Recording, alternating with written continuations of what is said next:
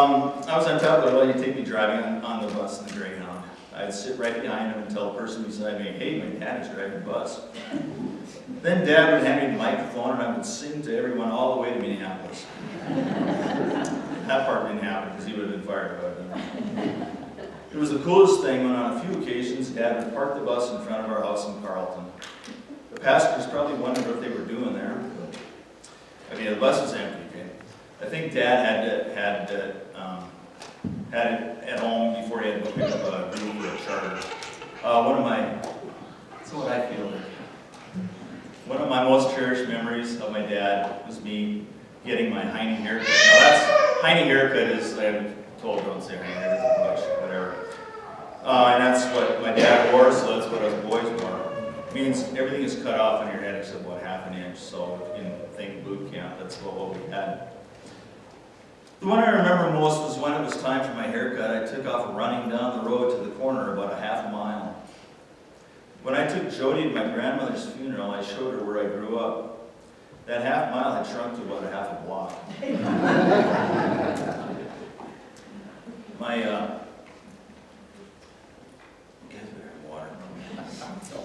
My dad hollered, "Hey, I'll give you $1 if you come and get your haircut. Long hair or $1? I went for the cash. After a while, my brother Dave got to grow his hair out because it laid so nice. Mine was all over the place. When I finally got to grow my hair out, this was the mid-70s, so everybody had their hair long. Mom came up with a plan. I put some kind of oil in my hair and put a nylon over it because before I went to bed, and hey, it worked. My hair finally started to lay down nice. Thanks, Mom. Now, today, Dave and I get to choose our own kind of hairstyle that we want. Guess who's got a Heine haircut?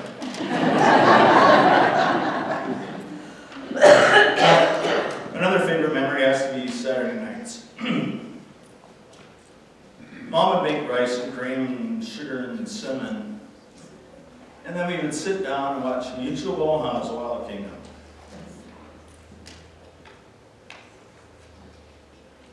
After that came The Wonderful World of Disney in living color on a black and white TV that didn't make sense.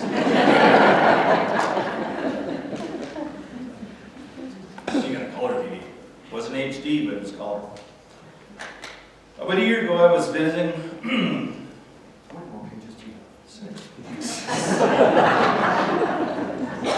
This is serious. About a year ago, I was visiting with one of my general contractors, and I sure hope he's not here today. We got talking about one of his sons, who was a very successful doctor, and another son is a high white-collar worker. Because of this, I think the contractor felt successful.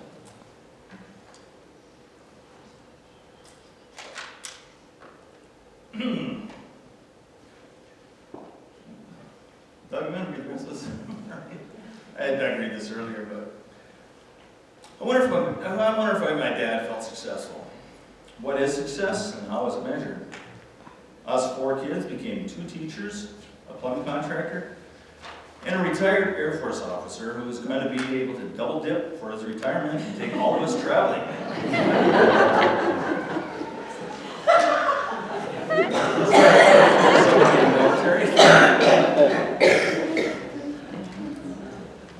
This is what I think is a success.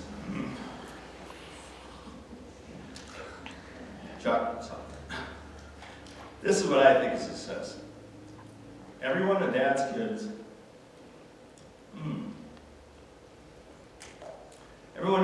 knows Jesus Christ is their Savior. Everyone is married to a spouse who knows Jesus Christ is their Savior. And as far as I know, almost every grandchild has a relationship with Christ. It's not because Dad was baptized or that he went to church a lot. It's because he had a personal relationship with the Savior, Jesus Christ. Man.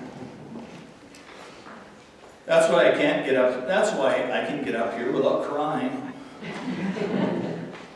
and be happy talking about my dad, because I know that I'll see him again soon.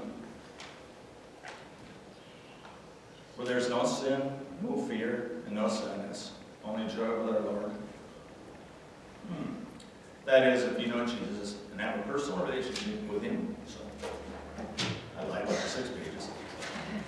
Anyway, thanks for helping me get through that.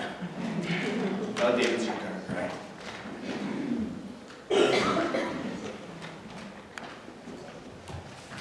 You'd be happy now that mine's a lot shorter than this. So, if I look up, you all look down. I don't want to see any eyes. Mine's a page and a half, I promise.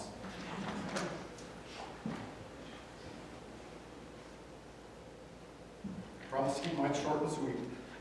I told you I would cry. Todd's is even longer than Mark's. Since he's the chosen one. He was given more minutes than me. I always knew that Dad's funeral would be a time to celebrate his life, not mourn his passing. I was fooling myself because we'll miss him terribly. Now I can't ever read it. Dad, more than anyone I've ever known, was all about family. But his family consisted of his immediate family, I can kind of read it, his extended family, and anyone who got to know him personally. We all knew that we could count on Dad for whatever we needed. Whose idea was this? God's. I would be totally happy just sitting over there. When I got married, Sandy quickly realized, that's my wife, she quickly realized how important my dad was. When something around our apartment or the car needed fixing, she would often say, "Why don't you wait until your dad comes? He can help you fix it." Dad would sometimes drive me nuts because what I could fix in an hour would take him 3 or 4 hours. He would study the problem, read the owner's manual. Yes, people like my dad actually do read the owner's manual, and figure out the best way to fix the problem. Sandy was wise because she knew that if we just waited for Dad to get there, the problem would be fixed, and it would be fixed correctly. That was Dad. He was never in a hurry, but he was always the smartest person in the room. He would never think that, but everyone else knew it. I'm a half page in on Mario, crying baby. Dad always wanted to do the little things for his family. Todd will share some more specifics. Good luck with all these. We talked about it to each other when we were going to do this. I said, "How are you going to do it? You got 4 pages, I got 1.5. So just read the words on the page." I said, "Look down if I look up." So good luck, Todd. He's going to share some more specifics, and I'm sure after the service you'll have stories to share with each other, but my dad has always been my hero.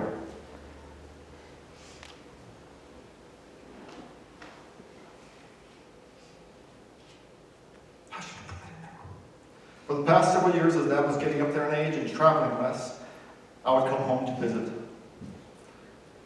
He was always the easiest person to talk to. I loved helping him do things around the house, their old house, because he had always been the one helping me. I probably did things too quickly and without as much thought as he would have liked, but he never criticized, he never suggested, he just appreciated me and loved me. When it was time to go, he always wanted to fill up my car with gas. Always at Costco, because that's just what Dad did. He does that for Heather too. He cared about everyone else and wanted to show them. It was those little things that I'll always remember about Dad. Last year, my Aunt Betty died. Betty was Dad's sister-in-law, and they were very close. She was also the last living brother or sister-in-law, other than Mom and Dad, in his family. Dad would have loved to have gone to the funeral to pay his respects and to see family, but he could no longer travel. I told Mom I'd go to the funeral. After the funeral, I called Mom just to share some of the details. When she put that on the phone, he was in tears. He couldn't thank me enough for going. I realized for the first time in my life just how important family was to my dad. Like I said earlier, Dad's family was anybody that cared about him. Dad was the wisest and most caring man I've ever known. Sandy, I'm sorry. They'll have to fix things around the house myself, without Dad's help. But I'll always strive to be more like him every day. I may even read an owner's manual every now and then. I love you and miss you, Dad.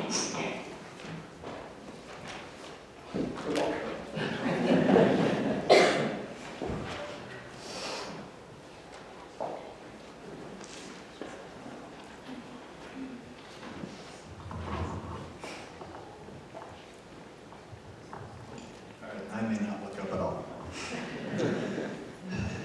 In my current line of work, I do a lot of public speaking. And when I do, I never use notes or write things out. In this case, I knew I would need a crutch to get through this. So forgive me for not making much eye contact with you and just reading from what I've already written. I know we frequently call these things a celebration of life. I'll be honest, it will be hard for me to be very celebratory today. On one hand, I realize I should be grateful for having the kind of father I had. For as long as I was blessed to have him, believe me, I am. On the other hand, it is very difficult at best to realize that I will never have the opportunity to speak with him again on this side of heaven. With that said, I want to try to get through this as best as I can, celebrating my dad, while also lamenting the loss we have all experienced. I say the loss we have all experienced because, if I can be so bold, I want to suggest why I think you're all here today. You are here because my dad has made you a better person for knowing him. It wasn't something he did intentionally, but because you were a friend, child, grandchild, acquaintance, or just an observer, part of what is good in your life is because of my dad. That is certainly why I'm here. However, having been his son, I think I have a special connection which allows me to be up here today speaking to you. Some would rightly suggest that I was especially blessed by God to have Donald Everett Carlson as my father. I would not argue with that. But the one thing that makes being his son challenging is that he provided an example that is so difficult to live up to. Somewhere between me and Christ is the example my father gave me. One that I'm afraid I'm failing to live up to, but I will be eternally grateful for being given the opportunity. As many of you know, I'm the last of my dad's 4 children. I'm convinced, and I'm sure my siblings agree, that my parents kept trying until they got it right. Some even refer to me as the golden child. Although I know that isn't the case, I was able to have a special relationship with my dad. Being 8 years younger than my next oldest brother, I was afforded the opportunity to frequently have my dad all to myself. This meant that when I was preparing for Little League season, he would volunteer to be my catcher in the backyard. Since I wasn't the typical size of your normal 12-year-old, I was able to throw quite a bit harder than most kids. Dad never bought a catcher's glove. Yet I never saw him complain. Some pitches caught him right in the middle of the hand, while others skipped their way over the plate and against his shin. One thing I will never forget was his incredible tolerance for pain. My dad was the toughest man I have ever known. He would even refuse Novocaine while having dental work. This was one area where I honestly had no desire to be like my dad. I'm admittedly a softie when it comes to pain. Even though Dad was tough as nails in regards to pain, he had a heart big enough to handle the most tender soul. It was from him that I learned how to love people. The biggest lesson I think I learned was that love is expressed by time. I can't tell you how often he would give up a shift at work in order to attend one of my games.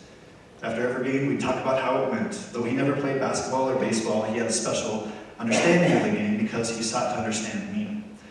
He certainly cared about the outcome, but I really think that was always overshadowed by what he really cared about, sharing his life with me. This had such an effect on me, but years later, I still loved connecting with my dad. A couple years ago, I made a completely frivolous and selfish purchase.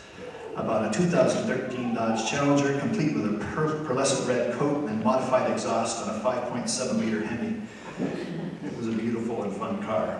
It even said midlife crisis on the license plate. I'm sure you're thinking the apple has fallen far from the tree, but I've already admitted that and have since sold it, so let me get to my point. I got that car home, and the first thing I wanted to do was tell my dad.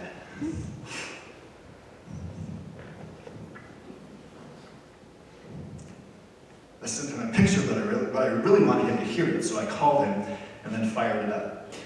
This past summer, I got the opportunity to bring it home to Montana, and the primary reason was so I could give my dad a ride. You see, I know my dad had a connection with cars. He loved working on them and was able to fix practically anything before everything started running on computers. I really enjoyed that car, but the biggest satisfaction came when I got to see my dad smile over our common interest. I also recently completed replacing the flooring in the bedrooms of our home in Flagstaff. I remember completing that first bedroom and thinking that it looked pretty darn good. I had to tell my dad, so I gave him a call. No accomplishment makes him prouder than a job well done, which required the use of your own hands. When starting the final bedroom, though, I noticed about 3 rows into the job that my first row of flooring had a gap between 2 planks that was wider than it was supposed to be. I have to admit that had it been my father, it would have undone all that work to make that one piece perfect. He always did things perfectly. And there was pride in his work that ensured that any job worth doing was worth doing right. That slight gap will be a reminder to me to take that extra effort and do things like my dad would have done. However, if my dad was proud of anything, it was his kids. He will have so much to be grateful for as a result. We have all so much to be grateful for as a result. And if I could again be so bold, I'd like to tell you what I think my father would have said had he been more vocal about his pride. He had a daughter, who was to be one of the most incredible educators in this city, or maybe even the world. She willingly takes on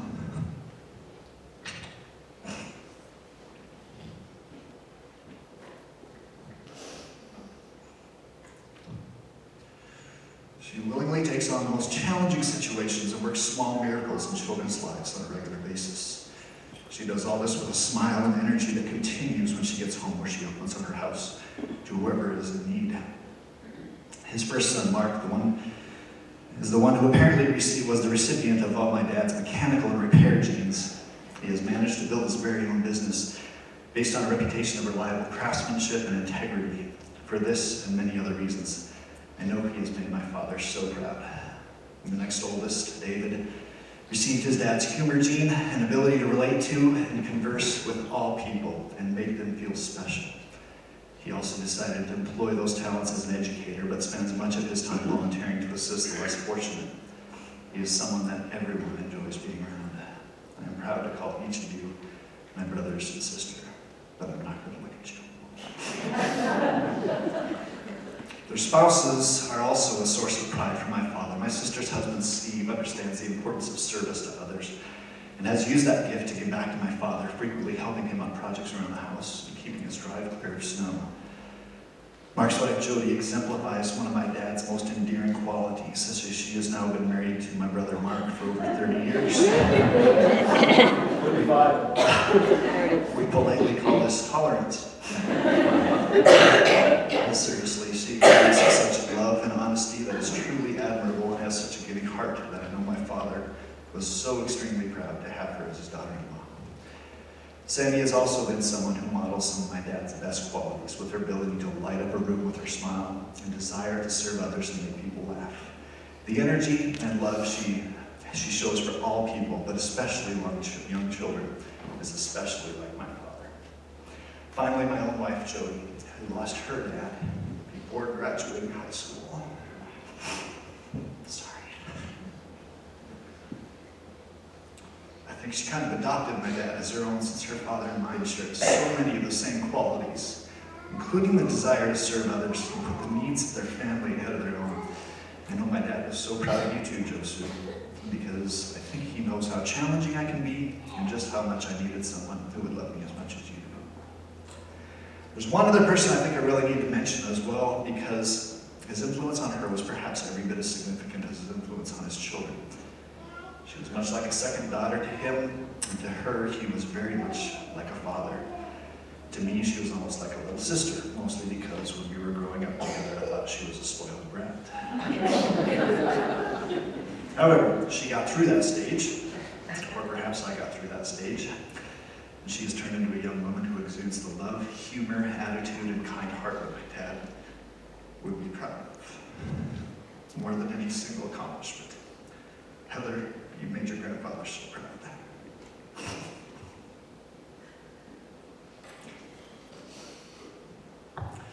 Although I would have liked to have had my own son spend more time with my dad, they were able to spend enough time with him that he had a significant influence on all of them as well. The last of his grandchildren, my son Isaac, shares his middle name in honor of his legacy. One of them in particular, though, my oldest son, Joseph, had a special connection because he has already felt the pain of what it means to be a devoted Vikings fan, like his grandfather and his dad, which is why you have the purple today. It was through this connection that my dad passed down some grandfatherly advice to Joseph in such a way that he'll never forget. With a completely straight face and in all seriousness, he once told him, "Joseph, sometimes being a Viking fan is like being married. You just gotta hang in there." Sorry, Mom, I'm not sure if you were aware of that quote or not. I'm sorry I don't have time to mention all the other grandchildren, great-grandchildren, but that's because the patriarch we celebrate today has left such a huge legacy that there just isn't time. Just know that this man, who we were also privileged to know, has left an example for which you should be honored to follow. Regardless, I know he was proud of each and every one of you. I hope that each of you, in trying to be like him, put Christ first in your lives and above everything else. Nothing could make him prouder. Perhaps the hardest thing I have to talk about today is the greatest example that I think my father left all of us: how to love your spouse. For my parents' 60th anniversary, my sister-in-law Jody arranged a cruise to Alaska so we could all spend a week together celebrating the legacy of a couple who had so much influence on all of us. During that time, we made some memories that will be with us for the rest of our lives, and not just because of the hurricane-forced winds on night 2. During the cruise, we got a chance to thank them for the legacy they were leaving and share some special memories that each of us had of our parents and their marriage. Because of this, I know in the days that follow, my mom will have a difficult time going on without the love of her life. It is our job to make sure that those days are as tolerable as possible. Mom, I know this won't be easy, but the reason it won't be easy is because you have shared some of the most incredible moments that a couple could possibly hope to have. All the kids and grandkids and great-grandkids, the travel, the ups and downs, the tears and the joy, and the giving of time, treasure, and talents. I doubt you have many memories that don't include your husband. For more than 62 years, you have been with a man you loved more than yourself, and a man who loved you more than anything in this world. Thank you for everything.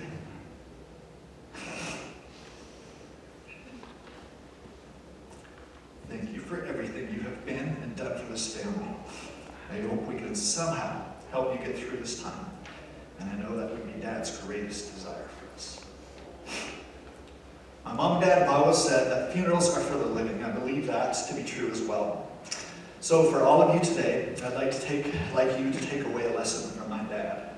Understand that above all else, people matter. All people.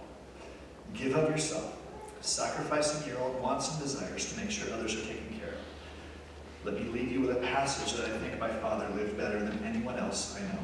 It's Philippians 2, 3, and 4. Do nothing out of vain conceit.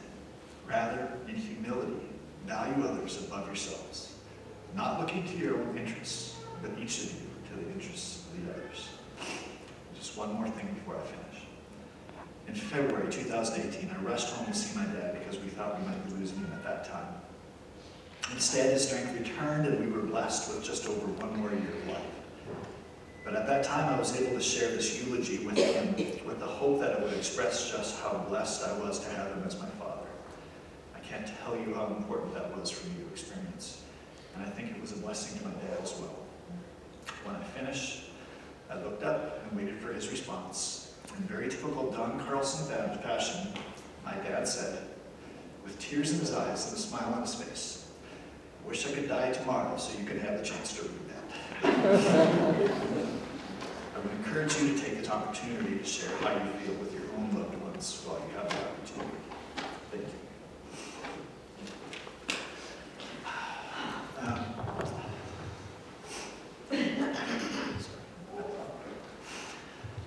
A lot of funerals, we take the opportunity to share memories of my dad. We're not going to do that here, but we are having lunch afterwards, and we encourage you to share those memories with each other and with us. We'd love to hear them.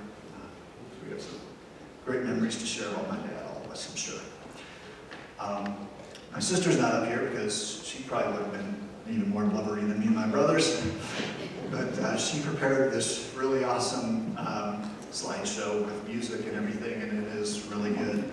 But unfortunately, we are not able to get it to work, the presentation.